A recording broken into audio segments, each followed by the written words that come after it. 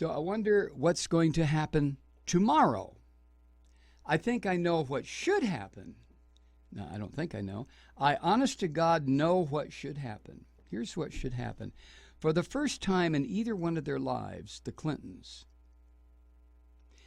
she should call a press conference and take responsibility and admit culpability for every goddamn charge leveled against her by or every part of the investigation, every aspect of the investigation as to what they are investigating. She should call the press conference, take the responsibility, say, yeah, I'm Hillary Clinton. I'm married to Bill Clinton. We're used to saying fuck you to all the rules. We make them up as we go along, just like the Bush family told you. We make up reality as we go along. By the time you figure it out, we've moved on.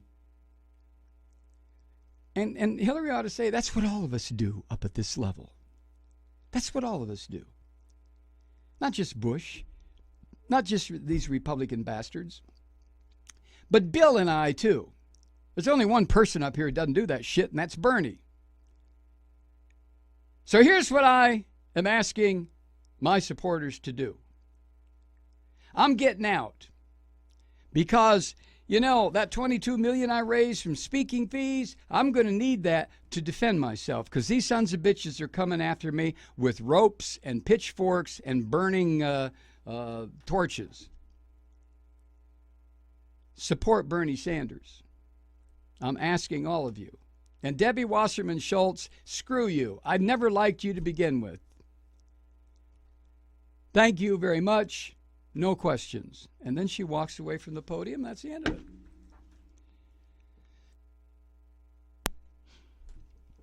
So let me ask you, Truth Seeker. What are the odds of that happening? Or a variation of it. She's not going to use the F word. She's not going to be a foul-mouthed jerk like I am out in public. She uses that kind of language in private. So she won't use that kind of crappy-ass language, but wouldn't it be something? That would almost make me want to vote for her 4 years from now. No, I take that back.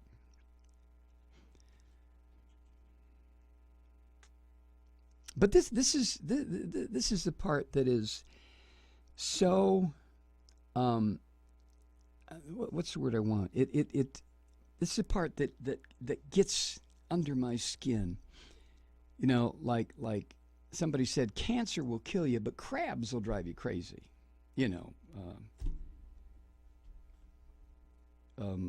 Crotch crabs, little body lice. Cancer will kill you. Crabs will drive you crazy. The Clintons, to me, are like crabs.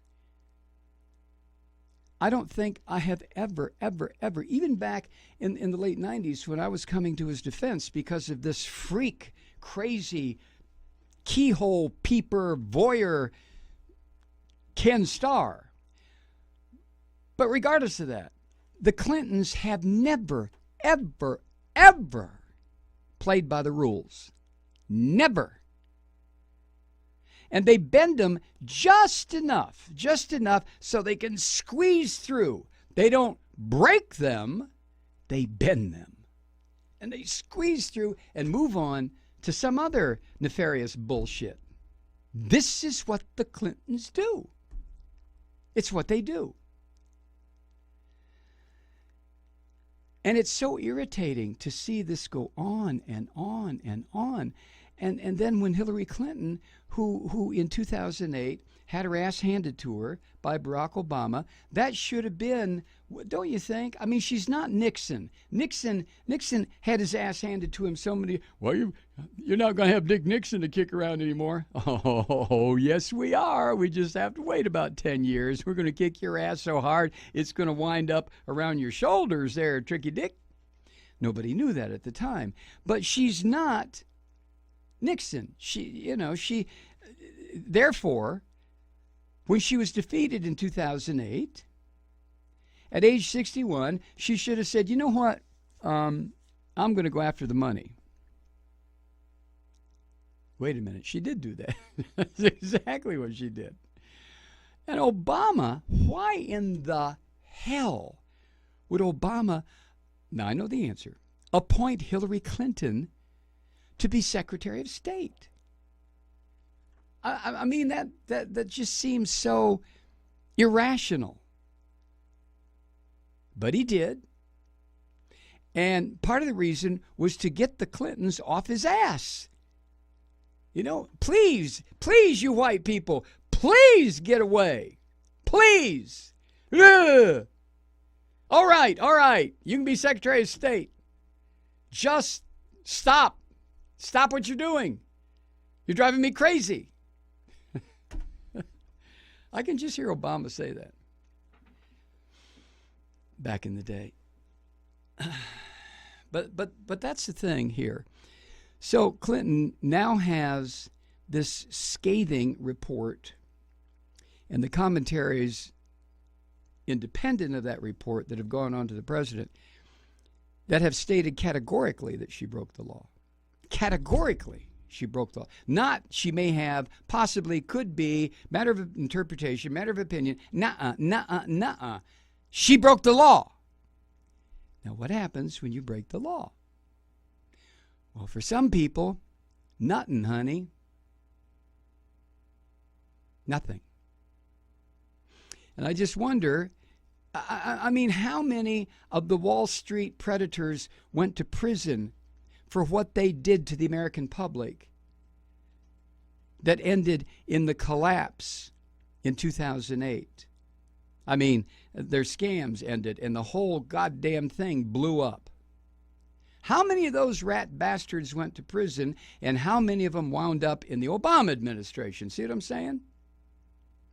So, of course, there's David Petraeus. Now, he did something entirely different, but I'm saying in the same general area, he broke the law, and look what happened to him. Petraeus is lucky he didn't wind up in prison someplace. But Clinton,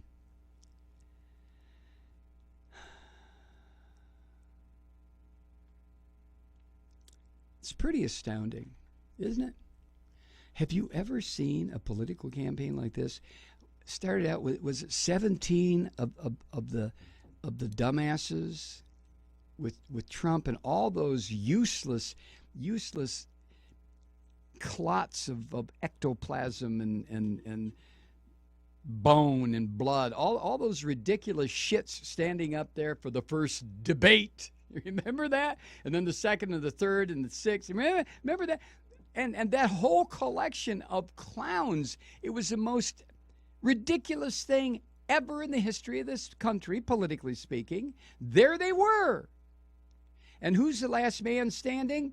The asshole, Trump. So you have the asshole now who is going to be the Republican nominee, and then you have Mrs. Clinton, who told CNN, told what's his name, Cuomo, I am going to be the nominee. I am.